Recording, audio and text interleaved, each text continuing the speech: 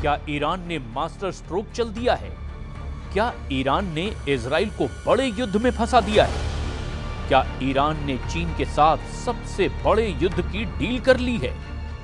पश्चिम Asia की जंग में क्या जिनपिंग की एंट्री हो चुकी है? क्योंकि ईरान की तरफ से ऐसा इशारा किया जा रहा है। ईरान जानता है कि नेतन्याहू की असली ताकत अमेरिका है और जब तक अमेरिका के मुकाबले में बड़ी ताकत को नहीं लाया जाएगा तब तक इजराइल को हराना आसान नहीं। वहीं इसमें भी कोई शक नहीं कि ट्रंप की व्हाइट हाउस में वापसी से इजराइल और मजबूत होगा, इसकी पूरी गारंटी है। ऐसे में पश्चिम एशिया में इजराइल और अमेरिका पर लगाम लगाने के लिए ईरान ने प्लान बी पर काम करना शुरू कर दिया है और इस प्लान बी का मतलब है शी जिनपिंग। ईरान ने कहा है कि चीन के पूरे पश्चिम एशिया में सबसे बेहतर रिश्ते हैं और चीन का दखल दुनिया के कई इलाकों में शांति ला सकता है। अब्बास अराक्ची ने कहा कि चीन को इजराइल के युद्ध का इलाज करना चाहिए, तभी इलाके में शांति लौटेगी।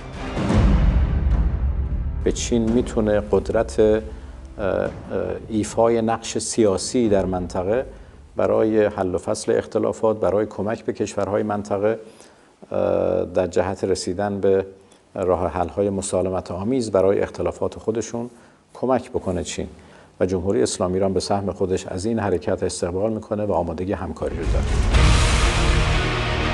चीन की एंट्री कराना इजराइल के खिलाफ ईरान का बहुत ही खतरनाक प्लान माना जा रहा है। सीरिया का भी इलाज ईरान ने ढूंढ निकाला है। खामनेई ने जुलानी और नेतन्याहू के अलावा अमेरिका को भी सीरिया में हराने के लिए प्लान तैयार कर लिया है। इजराइल इस वक्त गाजा पर लगातार हमले कर रहा है।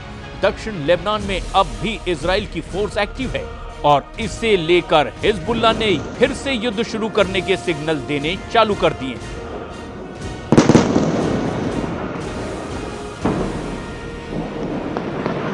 لا يوجد جدول زمني يحدد أداء المقاومة لا بالاتفاق ولا بعد انتهاء مهلة 60 يوما في الاتفاق.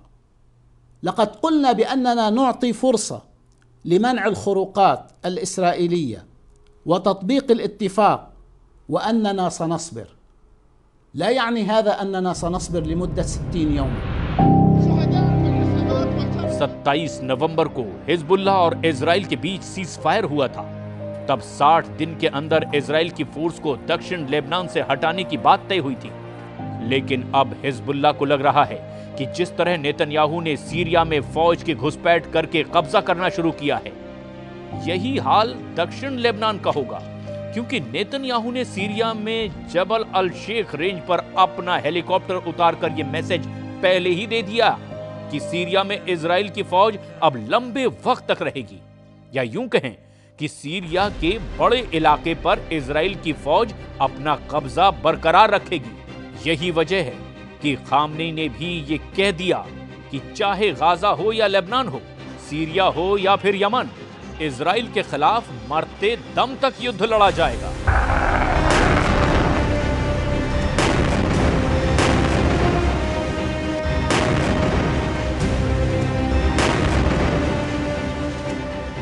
हर खूनी के लबनान नماد مقاومت و پیروز خواهد شد. یمن هم نماد مقاومت و پیروز خواهد شد و انشاءالله دشمن و متجاوزین در رأس همه اونها آمریکای طماع و جنایتکار مجبور خواهند شد دست از سر مردم منطقه و ملت‌های منطقه بردارن و با ذلت از این منطقه انشاءالله خارج بشن. इसमें कोई शक नहीं कि ईरान एक तरह से सीरिया में हारा है। वहां की असद सरकार को हटाने के पीछे अमेरिका और इजराइल का जॉइंट प्लान रहा और बशर अल असद को सत्ता से हटाने में जुलानी सबसे आगे रहा और जुलानी का नजरिया इजराइल को लेकर काफी नर्म है। नेतन्याहू भी कह चुके हैं कि सीरिया में असद सरकार को हटाना इजराइल का मास्टर स्ट्रोक है। The historic events we witnessed today are a chain reaction to the pounding of Hamas, the decimation of Hezbollah, the targeting of Nasrallah, the blows we delivered to the Iran regime's axis of terror. And all this came, as President Trump pointed out this week, because of Israel and its fighting success. Iran जानता है कि Netanyahu ने Iran के साथ नया mind game खेलना शुरू कर दिया है। ईरान की अपनी रणनीति है और इसकी वजह बड़ी मजबूरी भी है। सीरिया इस बात का सबूत है कि ईरान का रुख इजराइल को लेकर और सख्त होता जा रहा है। ईरान के विदेश मंत्री अब्बास अराक्ची ने इजराइल को चेतावनी दी कि अगर उस पर हमला करने की कोशिश हुई तो पूरा पश्चिम एशिया युद्ध में जलेगा। यही वजह है कि अब्बास अराक्ची ने चीन को युद्ध का इनविटेशन दे दिया है। ईरान चाहता है कि चीन भी सीरिया, गाजा और लेबनान के वॉर जोन में एंट्री करे और इसे ही ईरान की चीन के साथ सबसे बड़े युद्ध की डील कहा जा रहा है। ईरान किसी भी कीमत पर नहीं चाहता कि सीरिया में इजराइल मजबूत हो, जबकि नेतन्याहू ने तो सीरिया में बफर जोन का एक्सटेंशन बनाना भी शुरू कर दिया है। लेकिन ईरान से लेकर सऊदी अरब और बाकी अरब देश भी बहुत अच्छी तरह से जानते हैं कि ग्रेटर इजराइल नेतन्याहू के वॉर कैबिनेट का सबसे बड़ा एजेंडा है और इस एजेंडे को नहीं रोका गया तो उनका काम भी तमाम हो जाएगा। और यही वजह है कि ईरान ने बाकी अरब देश से अपने संबंध बेहतर बनाने शुरू कर दिए हैं। بسیار پر التهاب در منطقه خاورمیانه و غرب آسیا رخ انجام گرفت. ما چند اولویت داریم. یکی از این اولویت‌ها حسن روابط همسایگی در منطقه پیرامونی خودمون هست. ایجاد ارتباط خوب. इसमें कोई शक नहीं कि पश्चिम एशिया में युद्ध खत्म होने का नाम नहीं ले रहा और इस युद्ध में सबसे ज्यादा धमाका इजराइल ही कर रहा है, चाहे गाजा हो या फिर सीरिया या फिर दक्षिण लेबनान।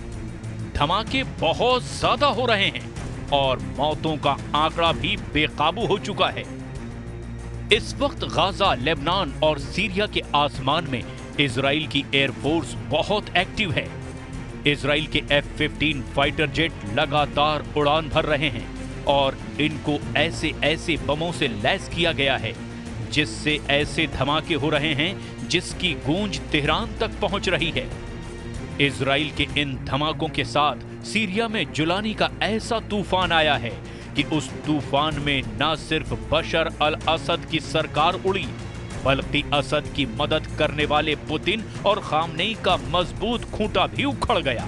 जुलानी ने सीरिया में ऐसा जाल फैलाया कि इस जाल में फंसे रूस और ईरान की सेना को सीरिया से भागना पड़ा। जुलानी का जाल बुनने वाले तुर्की और इजराइल इस वक्त बहुत खुश हैं। जुलानी का जाल इतना मजबूत बताया जा रहा है जिसकी जद में अब कई और अरब देश भी आ सकते हैं। डर है कि इसमें जॉर्डन के राजा किंग अब्दुल्ला भी फंस ना जाएं और जुलानी का अगला टारगेट जॉर्डन बन सकता है। खौफ सऊदी अरब में भी बढ़ चुका है। यही वजह है कि सीरिया में तख्ता पलट से पहले सऊदी अरब के क्राउन प्रिंस ने बशर अल असद की तरफदारी में कई बातें भी कही थी। इजराइल के धमाकों को लेकर ईरान में खौफ सबसे ज्यादा है। इजराइल सीरिया के सभी मिलिट्री अड्डे तबाह कर चुका है। जुलानी के कब्जे के बाद तो लेबनान और ईरान के बीच वाली ईरान की सप्लाई लाइन भी अब खत्म हो चुकी है और यही वजह है कि ईरान बहुत ज्यादा बेचैन है।